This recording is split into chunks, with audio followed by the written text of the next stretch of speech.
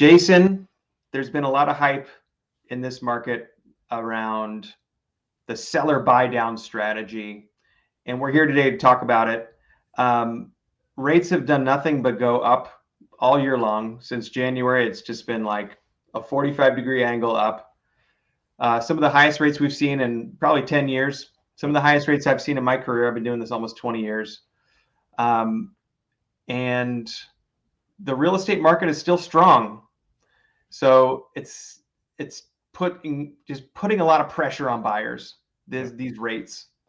And so one opportunity that's showing up in this market is that because we're starting to see some deceleration in the market, we're starting to see some softening, some inventory buildup.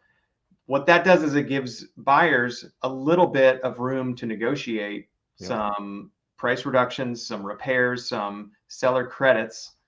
And we think that taking a seller credit and putting it towards your mortgage, buying a more affordable mortgage, is a great strategy. Absolutely. There's two ways to do it. There's the permanent interest rate buy down, and then there's something that we're learning about recently called a temporary buy down that not many people are talking about. Yeah. And I think the temporary buy down has a lot of, I'm really excited about the temporary buy down. Yeah, it's all the benefits of an ARM and none of the danger. And it's a really, really cool option. So a mortgage rate, most people know, and if you don't know, this is a great time to file this away for future reference. You can pay extra one-time fees upfront to the lender to buy a below market interest rate. It's called paying points. And sometimes you can pay, $25,000 in points to buy a rate, to push the rate down. And for these loan amounts that we're seeing in our marketplace in the, $450 to $650 kind of range, a $30,000 interest rate buy down oftentimes translates into $300, $400 a month immediate savings. Mm-hmm. So that's pretty exciting. The flip side, and why I've been a little bit personally uptight around a permanent buy down, is the idea that if you take $30,000 from the seller and give it to the lender to buy, an interest rate from here. I'm actually going to share my screen because I have some information that we've prepared. What it does is it puts you in. So if you can see my screen, this is a $635,000 purchase price with 10% down. And that's option one. Just like this is what it looks like to pay a 30-year fixed. Right now, the 30-year fixed is in the low sixes. 6.125 is what I'm showing here. If you take about a $13,000 credit, you can push the rate down to 5.25. And what that does is it saves you $316 a month. Yep. And it takes you, how long does that take you to break even? You know what I'm saying? The thing is, if we think that rates are going to come down in the next 1 to 2 to 3 years, you're going to want to refinance. And if you had taken that money to take a permanent buy down, you're in that period of time where you're still using that money you're trying to achieve a profit on that money. And that's what paying points is, right? It's a bet. It's a wager that says, if we spend this much, we'll save this much over a given period of time.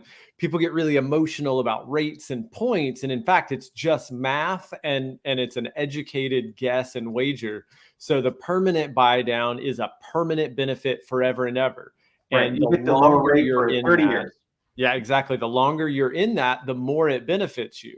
If in fact we believe that rates may come back down sometime in the next 12 to 36 months, then you may not recoup all of the benefit of that money. And then that's kind of where this, next option with the temporary buy down comes in. The temporary buy down, I'm showing two different versions of a temporary buy down. So you're still getting a 6.125 30-year fixed mortgage. That's the note rate that you qualify for and that you're locking in. But what you're doing is you're taking the $13,000 seller credit and you make like a subsidy account it doesn't go to points to the lender. It just goes directly to you as the buyer, as the borrower. And that money just sits in escrow, and it subsidizes your payment. And it takes your start rate is actually for the first 12 months on a temporary buy down, you get start rate -2. So you're starting at a rate of 4.125 in this example, which instead of saving you $316 a month forever, saves you $702 for the first 12 payments for the first year or more. Like a lot of times you'll close in, November, your first payment's not till January. You got January through the next January, saving $702 a month. And then the following 12 months, it becomes, you go from 4.125 to 5.125, and you go up by, what is that, 150, 250. So you'll go to probably this payment for the next 12 months. You go from saving $702 a month for a year, then you go to save about $340 for a year. And then on year 3, you land at the rate you were supposed to get the whole time. Yep. So it just builds a bridge of affordability.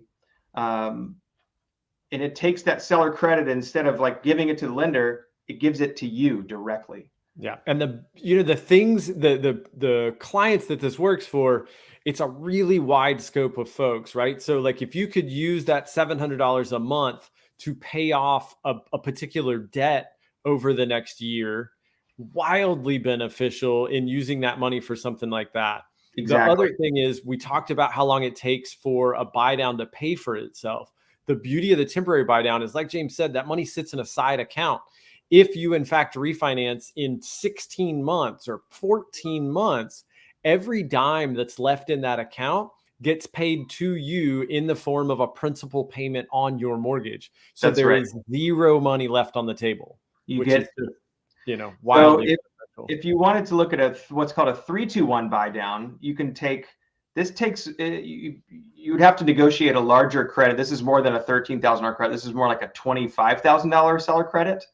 But you can do that, apply it to a 3-2-1 buy down, which starts you at start rate -3 for the first year. So year 1 is at 3.125, year 2 is at 4.125, year 3 is 5.125, and so on. That gives you more time to benefit, and you'll save almost $1,000 a month. You can see here, $960 a month difference right out of the gate. All the things you can do with that savings, we're here to help you plan for, what do you do with this opportunity? What do you do with this credit? And in my mind, it's like if the seller is going to give you a $25,000 price reduction, you're way better off taking a $25,000 subsidy for your mortgage, because it goes straight to you as the homeowner. You can use it to help subsidize your mortgage payment for the first year or two, and then the money left over, it gets applied to the cost of what I think is going to be an inevitable refinance. So it's just a different way to imagine the value of this seller credit in this market. And you can build this in. You can build this into any offer, right? Like in the example James has got up, we changed the purchase price to $648. So if we thought there was $13,000 of wiggle room to run a 2-1, bump your offer by 13 and then get it in credit to benefit you this way. That's right. So that's exactly what this is reflecting here. So if you can get a $13,000 credit, but you really want to get the 3-2-1 buy down, you can add the difference to your purchase price. So instead of saying, if you can get this house for $635 with a $13,000 credit, just say, what about a $648 purchase price with a $26,000 credit? The seller's landing at the same net. They've already basically agreed to do this, as long as we can get it to appraise, which we're seeing in this moderating market, properties are appraising for more than they're transacting at right now, because all the data is supporting higher prices and things are kind of flattening out. So adding $10,000, $20,000 to your purchase price doesn't really put that. Very little danger in doing that. And if you look at that second box, James has got pulled up, savings over 36 months.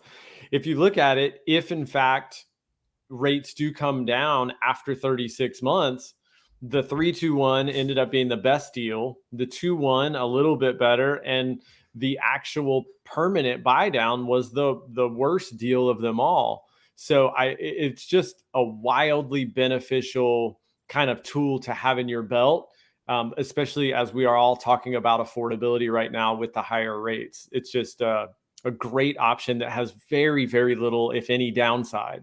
You just can't leave money on the table this way. So really I know. helpful. I love the temporary buy down. The thing that I love about it is the fact that the money sits there and waits for you, and you get it no matter what. You sell the house, it gets applied to your principal. If you refinance, it gets applied to your principal, which effectively gets, rolled into your costs to refinance. So, and the amount of money you save is actually much more dramatic on the front end. Yep. I guess the permanent buy down, the temporary buy down is only available on FHA, VA, government insured loans and conventional Fannie Mae, Freddie Mac loans. So if you're in a jumbo mortgage kind of zone, you pretty much have to focus on a permanent buy down strategy. This type of temporary buy down does not exist in that product set. But I think if you can build in a temporary buy down into your plan, it can really unlock this market for you. I think it's probably the best, smartest way to buy real estate for the next 4 to 6 months. As rates continue to rise, at some point this will change, but for this moment, this is the strategy in my mind.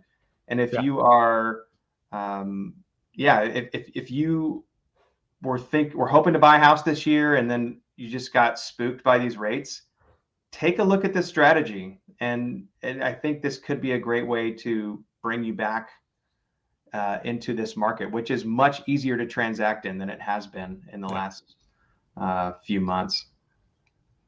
Anyway, Jason, we were hoping to keep it to 5 minutes. We're at 12 minutes. So good talk. I love this plan, and I'm excited to try to bring it to as many people as possible. Yeah. So if you're a buyer and payments now make it feel like it's just not a good time to buy, reach out. We'll put one of these scenarios together. If you're an agent and you're considering making a price cut on one of your properties, let us know. We can put together a video specific to your listing and show how basically, everyone wins with this strategy and maybe a higher purchase price with some credit built in rather than just doing a price cut. So it's a great, we're calling it a price mitigation strategy, right? A price drop mitigation strategy. Yeah. I think that's what we're calling it.